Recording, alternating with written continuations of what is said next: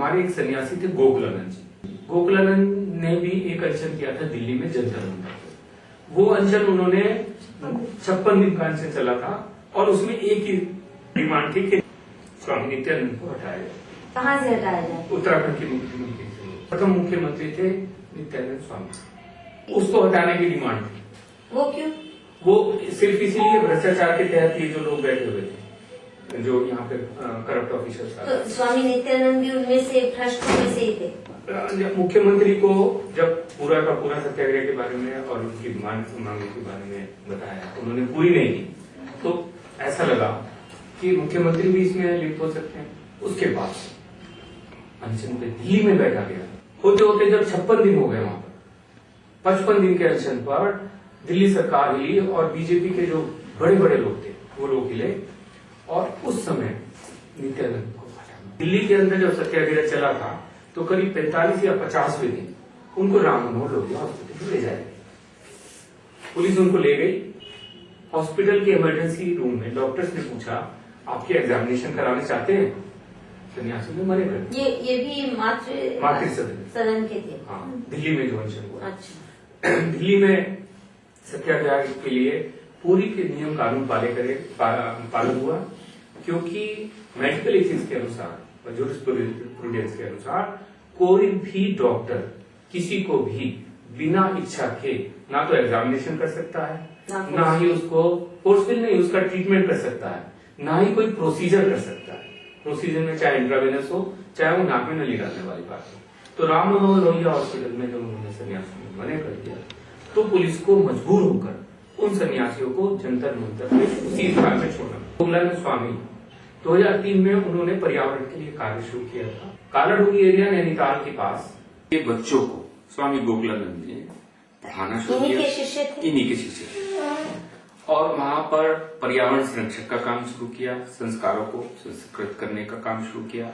जब वहां का माफिया तंत्र ने देखा कि ये सन्यासी हमें आगे वाले के लिए बहुत खतरा हो सकता है, क्योंकि छोटी छोटी लघु परियोजनाएं, और मुझे लगता है कि वर्ल्ड बैंक के हेल्प से उस इलाके में चल रही थी, क्योंकि वहां पे पानी की बहुत कमी है। उन योजनाओं को उसने टू दी स्पिरिट पूरा उतारने की कोशिश में जब योगदान करना शुरू किया तो हमको पता चला उसका वहां पर मर्डर कर दिया। 2004 की एक घटना हुई। उस घटना में मार्च की बात है।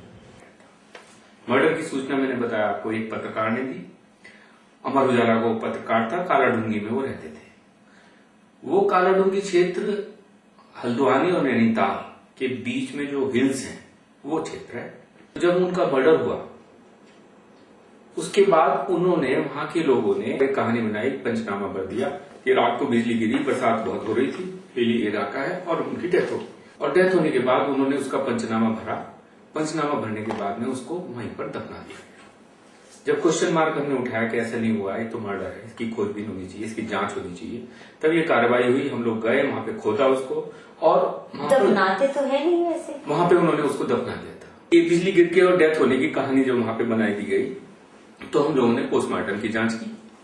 अगले दिन बॉडी को रिकवर कराकर बॉडी को नैनीताल लाया गया। नैनीताल में हमारी उसकी पोस्टमार्टम हुआ। उस पोस्टमार्टम में 4 या 5 डॉक्टर्स थे, क्योंकि हम लोगों ने ये डिमांड की थी कि एक डॉक्टर नहीं बल्कि 4 या 5 डॉक्टर्स की टीम होनी चाहिए। मेरे साथ एक और फिजिशियन थे और हम भी थे। तो हमने उसको देखा, जिस समय वो बॉडी को लेके आए थे तो वो ब्लीडिंग हो रही थी, उसका ब्लड क्लॉट नहीं हुआ था।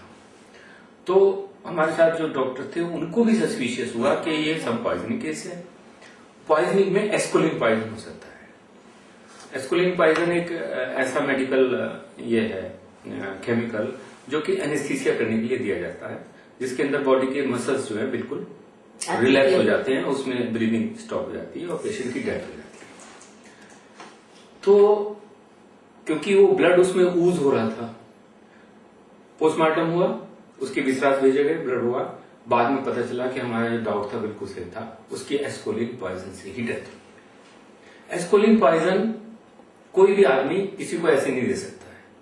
उसके लिए कम से कम 4 आदमी चाहिए जो उसको पकड़े, उसकी नस में इंजेक्शन लगाएं, और उसके बाद जब उसकी मसल्स पैरालाइज हो जाए तो अपने आप ही उसका सांस रुक के डेथ हो जाती है। ये अपने आप में एक प्रमाण हो गया, एक सॉलिड एविडेंस हो गया कि इट वॉज ए मर्डर।